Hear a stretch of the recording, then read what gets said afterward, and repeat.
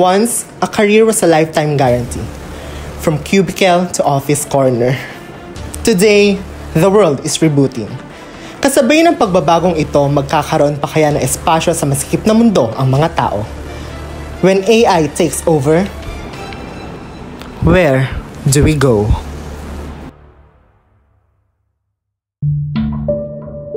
Dati, ang mga plano sa gusali ay gawa ng tao. Bawat linya, bawat kalkulasyon, inaaral ng mabuti ng mga inhinyero. Ngayon, AI na ang gumagawa ng structural computations, predictive analysis at project optimizations. Mas mabilis, mas mura, mas eksakto. Ang trabahong dating batay sa expertise at karanasan, ngayon, sinusukat na lang ng algorithm. Tanya, look at this. AI suggests cutting some costs by removing some reinforcements. We should try this. Mas mabilis, mas mura, pero ligtas ba? Sa patuloy na pag-unlad ng mundo, bumibilis din ang paglaganap ng artificial intelligence, partikular na sa mga trabahong konektado sa teknolohiya. According to Prabhu and Aital, as AI continues to evolve, it has the potential to transform job roles and create new opportunities across different sectors. Sa puntong ito, ang artificial intelligence ay nagbibigay ng pagkakataong buksan ang mga panibagong pintuan.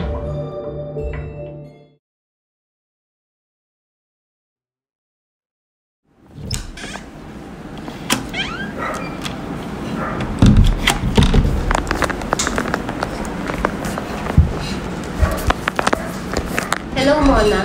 Thanks for joining us. Sa tingin mo, paano nakabubuti ang pagkakaroon ng AI sa trabaho mo ngayon? Actually, malaki nga ang naitulong ng AI even before when I was a student sa akin and ngayon na nagtatrabaho na ako. Kasi dati, minamanual drawing pa namin yung mga plano. Pero ngayon, meron ng AutoCAD software wherein pwede kaming gumawa ng plano using computers. With AI-powered platforms, kagaya ni Mona, maaari nang makagawa ng iba't ibang gawain kagaya ng mga plano ng isang bahay sa isang computer nang hindi gumagamit ng tradisyonal na pagguhit. Sa pamamagitan nito, mas nagiging tama at wasto ang sukat ng mga plano. What's the biggest benefit of using AI? Sa panahon ngayon, may mga AI tools na kasi na na-develop para mas mapabilis yung pagsusukat namin and pag-compute ng mga sukat na to. So dahil dito, nababawasan yung errors namin and mas nakakapag-save kami ng time for solving and ayun, mas napapabilis din kami mag-solve ng mga sukat. So basically, mas pinadali ng AI yung trabaho namin. According to Doherty and Wilson, AI systems are not just automating many processes to make them more efficient. They are now more capable of enabling people and machines to work collaboratively in novel ways. Nakatutulong ang AI upang maging madali, mabilis, at mas tama ang mga gawain. These tools empower engineers to focus on high-level planning and creative solutions. Davenport said that, in the short run, AI will provide evolutionary benefits, but in the long run, it is likely to be revolutionary. As the field of engineering evolves, so do the tools. Ipinapakita nito na maaari nating gamitin ng AI kadikit ng mga nakasanayang paraan upang mapadali ang ating mga trabaho. In this era, AI or artificial intelligence is not new to anyone. Maging professionals o student ay may alam at gumagamit ng AI. In this story, we're going to see how AI will slowly conquer our world if we continue relying on it, rather than solving our problems with our own intelligence. Good morning, Kit. Good morning din, Cory. Sabi nga pala ni Sir, may email daw siya sa'yo tungkol sa client for the rest house. Kindly check daw this morning. Okay, check ko later after ko dito. Kailangan ko kasi maghanap ng inspo para sa project na to kaso wala akong makita. Why don't you look at the internet? Use ChatGPT o ibang AI. Total yan naman ginagamit ng ibang tao kapag naghanap sila ng inspo sa sa internet, lalo na kapag mahirap yung mga reference na hinahanap. Oo nga, why don't you try it? Some of us use it, even engineers have. That's right. Sometimes gumagamit talaga ako ng AI para makuha yung tamang reference eh. Okay, sure, I'll give it a try.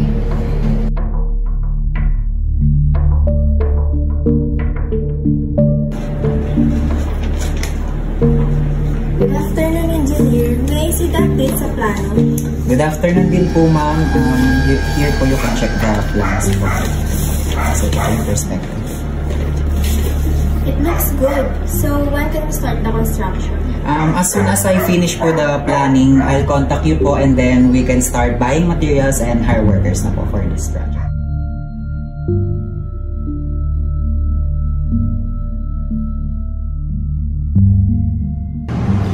Engineer Santos, lumabas na ang investigasyon. Hindi materyales, hindi trabahador ang may problema. Ang computations mo. Tell me, gumagamit ka ba ng AI? Po, paano niyo pa nalaman? The answer is just yes or no. Gumagamit ka ba ng AI? Opo, gumagamit po ako ng AI sa last project ko po. Noong una po talaga, hindi po talaga ako gumagamit ng AI. I swear po, hindi po ako gumagamit. Pero, sobrang dami na po kasing workload. Sabay-sabay po yung projects. I have no choice po kundi gumamit ng AI. I'm so sorry, Engineer. Engineer Santos, pwede kang gumamit ng AI but just for ideas. Hindi mo pwedeng i-rely dito ang computations mo. Lalo na't nakasalalay ang safety ng tao. Pati ang project na ginagawa mo. Sorry.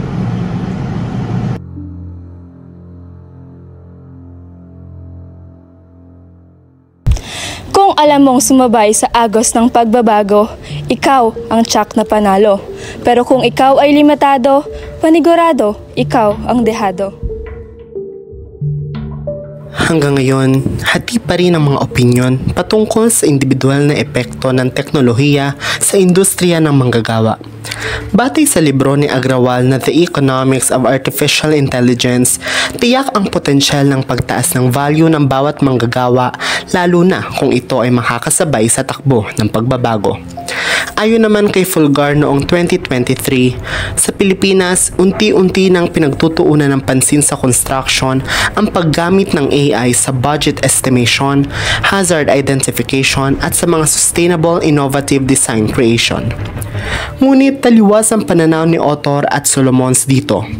Ayon sa kanila, dahil sa mabilis na pagbabago sa paggamit ng AI, apektado ng husto ang mga manual laborer sa bansa, dahilan ng pagbaba ng kanilang value at ang masalimuot pa rito, madalas, tuluyan silang napapalitan ng mga ito. Sa usaping pakikialam ng gobyerno at mga korporasyon, isang pag-aaral mula sa De La Salle University noong 2017 ang nagsasabi na ang pag-igting at paggawa ng mga polisiya ang siyang nararapat at isa sa mga solusyon para maisaayos ang proseso ng pagbabagong teknolohikal. Tingin niyo ba nararapat lamang na makialam at manguna ang gobyerno sa mga ganitong issue? Sa tingin ko po, opo, gaya na lamang po ng mga problemang kinakaharap ng bawat mamamayang Pilipino, kailangan din po natin ng isang leader na mamumuno sa pagpapatupad ng sapat at responsableng paggamit ng mga technological advancements. Ano naman ang opinion nyo sa tanong na kaya ba ng Pilipinas maging matalino at responsable sa paggamit ng technological advancements na sinasabi nyo? Tulad nga po yung sabi niya, kaya po natin yun. Basta may pagkakaisa sa gobyerno, sa korporasyon, sa industriya at sa bawat isang mamayang Pilipino. Noong 2023, isinaad ng International Trade Administration na dalawa sa mga programang pasok dito ay ang paglunsad ng Department of Trade and Industry ng National AI Strategy Roadmap na tumatalakay sa mga aktibidad pang-inisyatibo sa pagbubuklod ng tatlong sektor, kabilang ang gobyerno, ang industriya at ang akademya. Dagdag pa rito ay ang pagsasabatas ng RA 11962 o Trabaho para sa Bayan Act na siyang namumuno sa paghahanin ng industriya sa sektor ng edukasyon. Nilalayo ng batas na ito na palakasin at palawakin ang skills sa paggamit ng napapanahong teknolohiya gaya ng AI nang sa gayon handa at patalino ang bawat isa tungkol dito. Traditionally, In the civil engineering field, most people rely on textbooks by learning. Technological advancements like AI-powered tools were barely mentioned at that time. But, as the world changes rapidly, so too does the emergence of various technologies which have impacts on education. The story of Keen isn't new. Most students tend to ask AI tools for convenience when they are bombarded with tasks. But will engineers be able to keep up with those evolving technologies? Do you think AI helps students positively or negatively? We cannot deny the fact na may positive impact ang AI sa engineering field. However, students cannot function without it anymore. Imagine, nagpapagawa ka ng bahay pero yung ipapasa nila AI generated. So, sinong gagradean ko doon? If they are using AI for their own convenience and not to learn from it, malaki yung magiging epekto nito lalo na kapag naging professional sila. In this race against technology, we should know how to keep up. And one of the examples is trying to gain knowledge through bootcamps, training, seminars, and many more. But, do you guys think that this is already enough? Or do we still need to learn it in the traditional way? Malaki na rin ang naging epekto ng artificial intelligence sa industriya. Sa katunayan, maraming kumpanya na ang yumayakap sa kapangyarihan ng AI. Naniniwala sila na ito ay isang makapangyarihang kasangkapang magpapabago sa industriya. Isa na rin dito ang Engineering Procurement and Construction o EPC na nag-ooperate ng marine construction vessels and fabrication facilities. Nagsasagawa rin sila ng energy transition, project designs, and worldwide construction.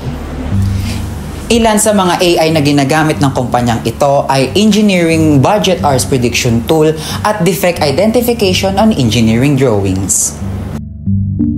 Ang engineering hours budget prediction ay ginagamit para ma-determine or ma-predict yung exact na oras na kailangan ng engineers, civil man yan, electrical or mechanical sa pagsasagawa or pagpaplano ng proyekto. While the defect identification on engineering drawings ay base naman sa deep learning algorithm na na-highlight nito yung specific patterns sa engineering drawings and na-detect nito yung errors or mistakes doon sa plano para mabawasan yung pag-check ng mga engineers sa manual work. Ang paggamit ng AI hindi lamang tumutulong sa pagpapalago ng negosyo. Nakakatulong din ito sa pagpapalaganap ng mabuting kapaligiran sa trabaho. Ngunit nananatili ang isang tanong. Sa patuloy na pag-unlad ng AI, maaari kaya nitong palitan ang mga trabaho ng mga totoong tao? Ang pagyakap sa AI ay ang pagyakap sa kaunlaran. Sa responsableng paggamit ay magkakaroon tayo ng mas asensadong hinaharap, kung saan ang tao at makabagong teknolohiya ay magkakaroon ng mas malawak at mas makabuluhang layunin. Sa mundong progresibo at walang sigurado, kinabukasan ay hindi tiyak, hindi rin laging payak. Maaari tayong mawala o guminhawa. The question still remains. There is no guarantee. The answer is not generated in code. It is written and prompted by humans. And when AI takes over, where do we go?